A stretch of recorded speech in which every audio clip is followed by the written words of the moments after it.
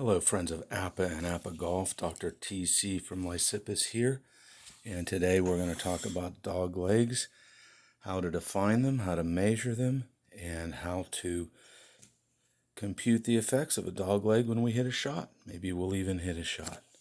So a dog leg is a hole that is not straight. Here I am on the first hole of Seaside at Pebble Beach, and look at that ray of sun coming through in the morning. You can see this hole turns to the right at this point, and that's called the pivot point. If the hole turns a little bit to the right or turns a little bit to the left, or severely, they're referred to as dog legs because they kind of resemble the hind quarters of the canine. So this one goes to the right a little bit, and we're going to look at that pivot point. And APBA and the USGA identify the pivot point in a dog leg as the point where the players are most likely to drive the ball. So on this short 380-yard par 4, golfers are probably going to lay up in this area and not challenge the bunker here or way out here because they're going to have a good shot in to the green from this spot at 240 yards, probably a 2-iron or a 4-wood. And then the pivot point is defined as the point where the grids change direction from here to here. Okay? Well, we have 3 kinds of dog legs in APBA golf. We tried to keep that very simple. We have gentle dog legs that move very, very little to the left or right, and we make no adjustment whatsoever. We have normal dog legs like this one that move enough to the right or to the left that we need to make an adjustment. In fact, the adjustment will be, in this case, for every 10 yards along the center line, we'll move 5 yards in the opposite direction of the dog leg. 10, 5, 10, 5, 10, 5. The reason we move in the opposite direction of the dog leg is a very important innovation APBA introduced in 2010 and 14, recognizing that balls don't automatically move along the center line when it curves. You would have to work and spin that ball. In fact, balls in real life would go straight through the dog leg, maybe even out of bounds. So APBA has 3 kinds of dog legs: gentle, normal, and severe. Let's see how we define them, and we'll go over those effects again. The way we define them is we move our marker 25 yards to the inside of the dog leg. The inside of the dog leg is the point that cuts off the dog leg, 5, 10, 15, 25. The inside of the dog leg makes the hole shorter. We're coming inside and actually cutting off yardage. The outside of the dog leg, we're making the hole longer because we're way out here and we have a longer distance to come in. So we always go to the inside of the dog leg, 25 yards. The reason we go 25 yards is because we have to get into the dog leg far enough to see its effect. So 5, 10, 15, 20, 25. Now that's at 240, 35, 40.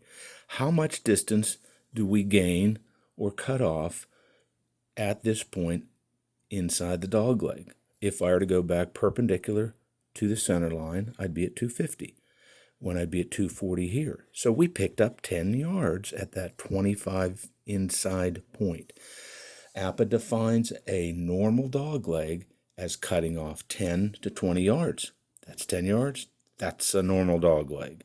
If we were to cut off more than 20 yards, that would be a severe dog leg, and the adjustment would be 1 to 1. That is, every 5 we move in, we move 5 in the opposite direction. 5, 5, 5, 5. This is just a normal dog leg, so every 10 we go 5. It's a 1 to 2 adjustment. All right, let's hit a shot. Let's play Bantam Ben on this hole. Mr. Hogan is going to hit a driver.